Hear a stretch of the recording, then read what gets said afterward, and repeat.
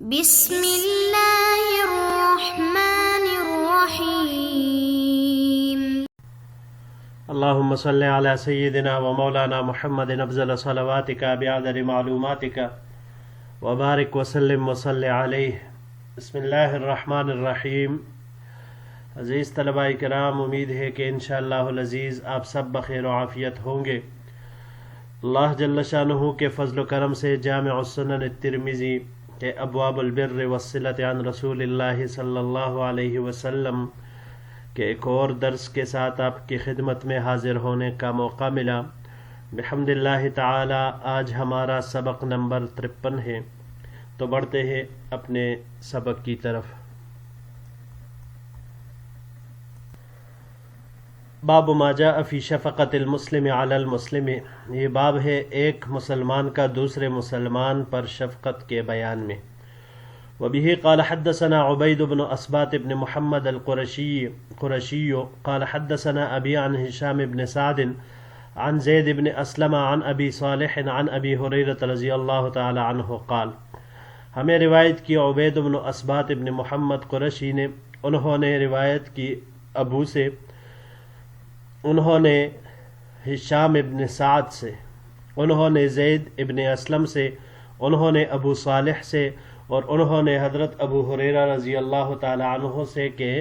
آپ رضی اللہ تعالی عنہ نے فرمایا، قال رسول اللہ صلی اللہ علیہ وسلم کے حضور نبی کریم صلی اللہ علیہ وسلم نے ارشاد فرمایا، المسلم اخو المسلم، مسلمان مسلمان کا بھائی ہے، لا یخونہ ولا یکذبہ، نہ وہ اس سے خیانت کرے گا اور نہ وہ اس سے جھوٹ بولے گا، ولا یخذلہ، اور نہ اسے بے یار و مددگار چھوڑے گا، یعنی نہ اسے رسوا کرے گا۔ کل المسلم علی المسلم حرام، مسلمان کا سب کچھ دوسرے مسلمان پر حرام ہے،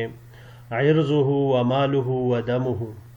اس کی آبروریزی اس پر حرام ہے، اس کا مال بھی اس پر حرام ہے، اور اس کا خون بھی اس پر حرام ہے۔ التقوی ہا ہونا، آپ صلی اللہ علیہ وسلم نے سینے کی طرف ارشاد کرتے ہوئے فرمایا کہ تقوی یہاں ہے، بحسب امرئ من الشر ان یحتقر اخاہ المسلم، اور کسی آدمی کے لیے یہی برائی کافی ہے کہ وہ اپنے مسلمان بھائی کی تحقیر کرے، اس کی توہین کرے۔ ھذا حدیث حسن غریب، یہ حدیث حسن غریب ہے۔ وبه قال حدثنا الحسن بن علی الخلال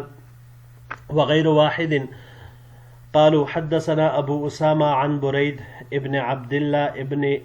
ابی بردہ عن جدہ ابی بردہ عن ابی موسیٰ الاشعری رضی اللہ تعالی عنہ قال، ہمیں روایت کی حسن بن علی الخلال نے کئی حضرات سے، انہوں نے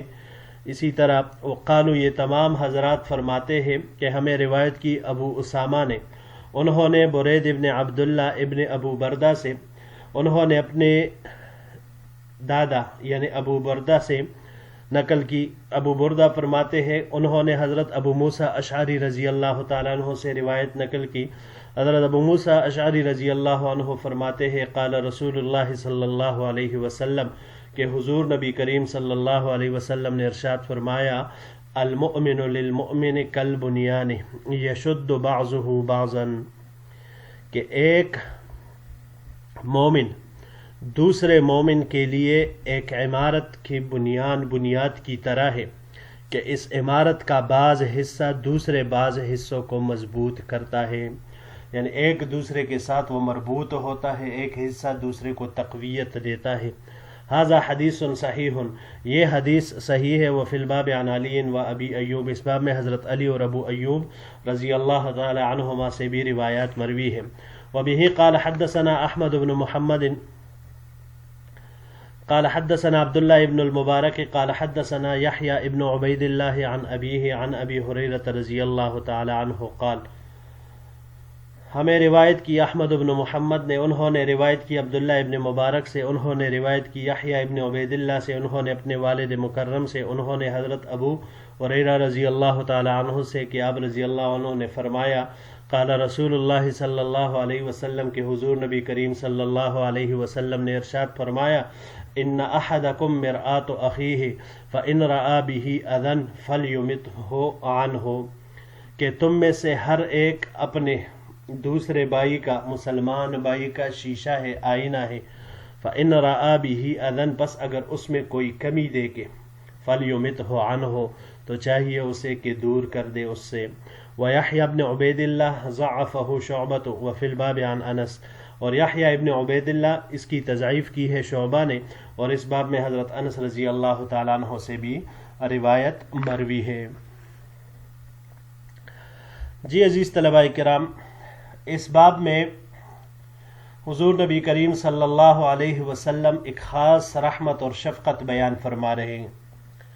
جو کہ ایک مسلمان دوسرے مسلمان کے ساتھ کرتا ہے،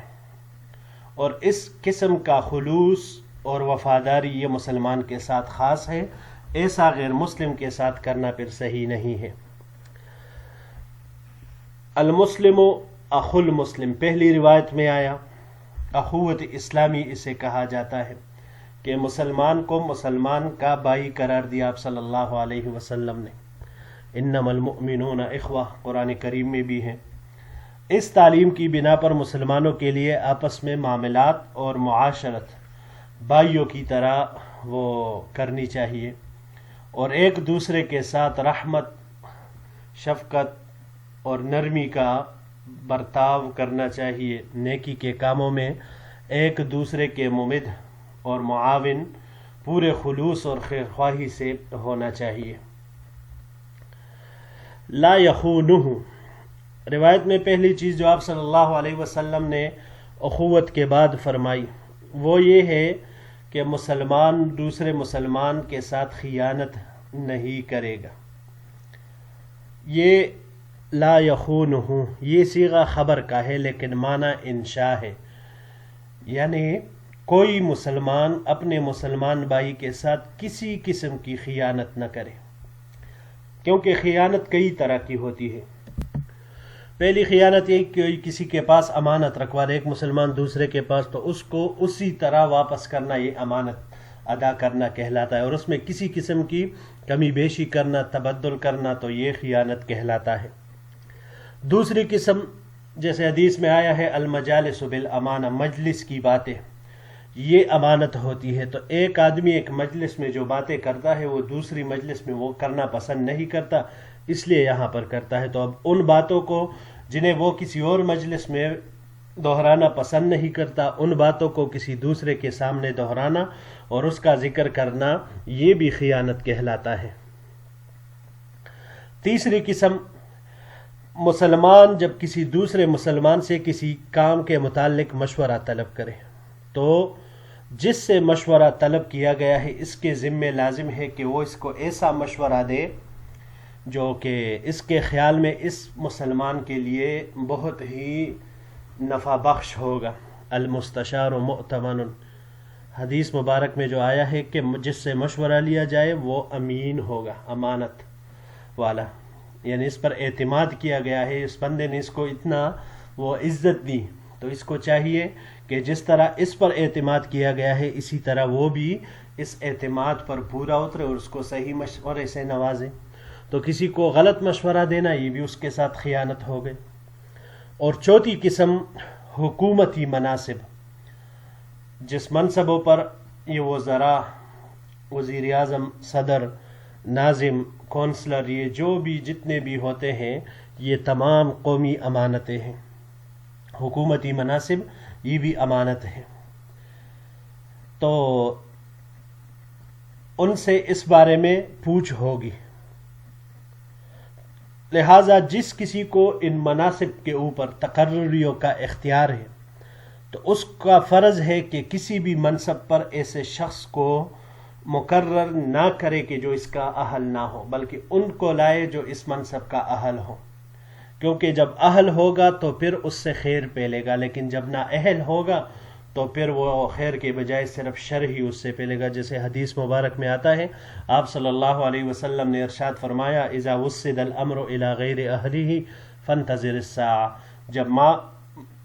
کام کسی غیر اہل کی طرف سونپا جائے تو بس پھر قیامت کا انتظار ہی کرنا۔ لہٰذا یہ ایک بہت بڑی خیانت ہوگی اور ہم دیکھ رہے ہیں اپنے ملک میں اس کا تماشا کہ عہدوں پر مناسب، قابل، لائق اور اس کے اہل نہ ہونے کی وجہ سے کتنے عرصے سے ہم بحرانوں کے شکار ہیں اور مزید اس دلدل میں دستے جا رہے ہیں۔ ایک اور روایت میں آپ صلی اللہ علیہ وسلم ارشاد فرماتے ہیں اذا ضیعت الامانۃ فانتظر الساعہ قالوا وما ضیاعها قال اذا وسد الامر الى غیر اہلہ فانتظر الساعہ، پھر آخر میں فرما دیتے جو میں نے حدیث سنائی اسی کا ٹکڑا کہ جب امانتوں کو ضائع کیا جائے تو بس پھر انتظار کرنا قیامت کا۔ پھر وہ ضائع کرنا کیسے؟ تو میں نے جیسے حدیث سنائی اذا وسد الامر الى غیر اہلہ فانتظر الساعہ کما قال علیہ الصلاۃ والسلام۔ اس کے علاوہ پانچویں قسم بھی ہے ایک، جو کہ ہر ایک انسان کا اپنے متعلقہ شعبے میں ملازمت ہوتی ہے، نوکری ہوتی ہے، دکان میں ہو، دوسرے کے ماتحت ہو، تو اس کو اپنے مقررہ وقت میں پورے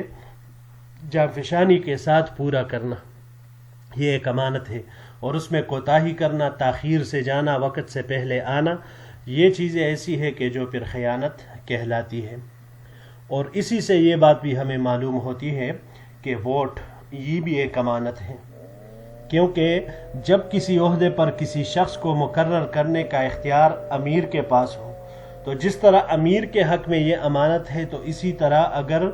اس کا انتخاب ووٹوں کے ذریعے سے ہو جیسے موجودہ دور میں ہوتا ہے تو پھر اس کا اختیار ہر ایک انسان کا ہوتا ہے، تو پھر وہ جس کو ووٹ کاسٹ کرے گا تو اسی کو اس نے گویا کہ وہ اگر اہل سمجھا تو پھر امانت کو صحیح جگہ پر صرف کیا، لیکن اگر اس نے اپنی پارٹی کے محبت میں، اپنے رشتے کے محبت میں ایک نااہل شخص کو اہل پر ترجیح دی، اس کو ووٹ دیا، تو پھر یہ اپنے امانت ضائع کر دی اور اس سے اس کے بارے میں پوچھ ہوگی۔ پھر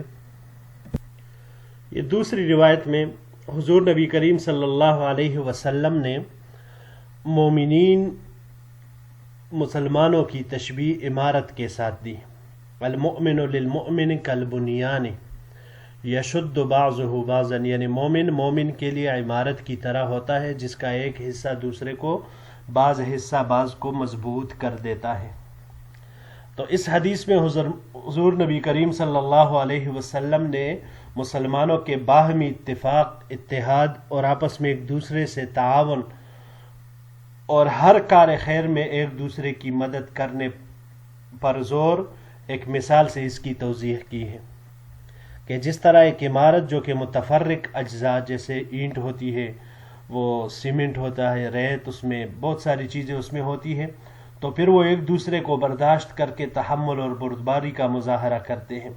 ایک دوسرے سے وہ چمٹ جاتے ہیں، مضبوطی کے ساتھ پکڑ لیتے ہیں ایک دوسرے کو، تو اس سے وہ خود بھی مضبوط ہو جاتے ہیں بلکہ اس طرح ہر ایک مضبوط ہو جاتا ہے۔ تو اسی طرح مسلمان کو بھی ہونا چاہیے کہ آپس میں وہ اتفاق اور اتحاد کے ساتھ رہے، تو یہ اتفاق اور اتحاد ان کا آپس میں جب تک رہے گا تو یہ پوری طرح مضبوط رہیں گے اور آپس میں یہ ایک دوسرے کے لیے کافی ہوں گے، کسی کی طرف ان کی حاجت اور ضرورت نہیں آئے گی۔ لیکن جب بھی اتفاق وہ اتحاد ختم ہوگا تو پھر دوسروں کا ان پر تسلط آئے گا اور ہر چیز میں یہ دوسروں کے محتاج ہو جائیں گے۔ یہ آخری حدیث میں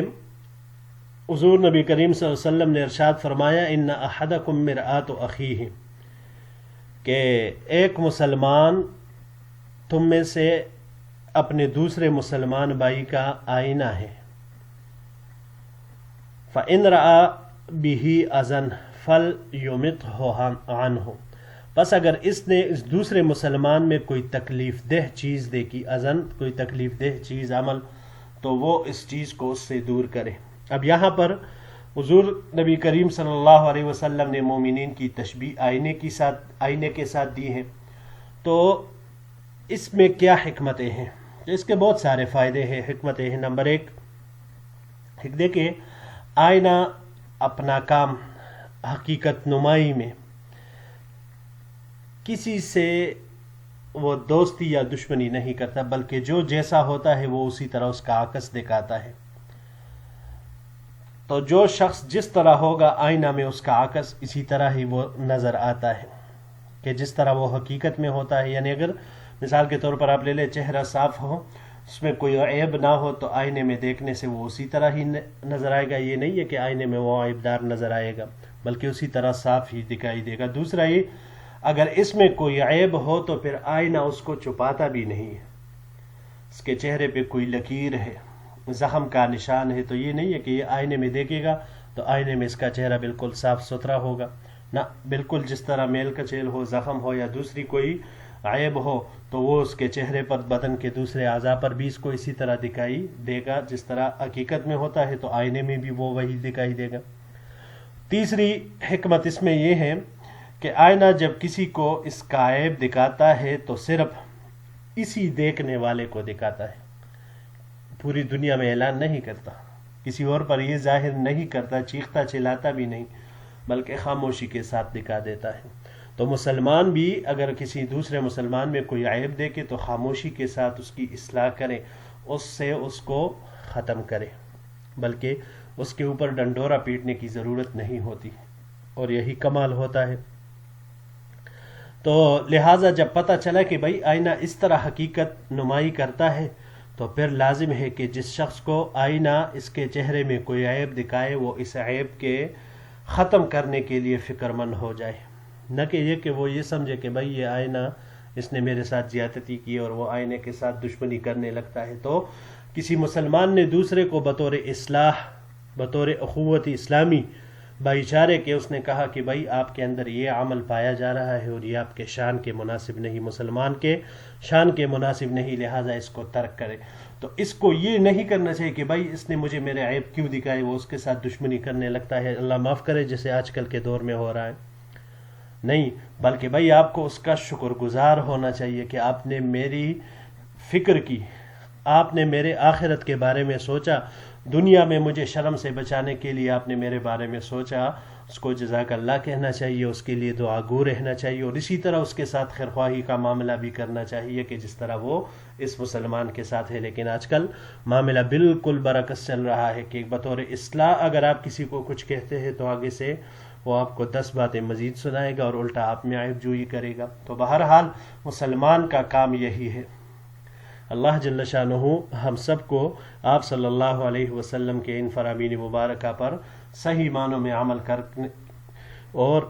صحیح طریقے سے اسلامی معاشرتی زندگی ہمیں گزارنے کی توفیق عطا فرمائے، آمین. جی عزیز طلباء کرام، یہیں تک ہمارا آج کا سبق تھا. انشاءاللہ العزیز اگلے درس میں ایک نئے باب کے ساتھ پھر آپ کی خدمت میں حاضر ہوں گے. السلام علیکم ورحمۃ اللہ وبرکاتہ.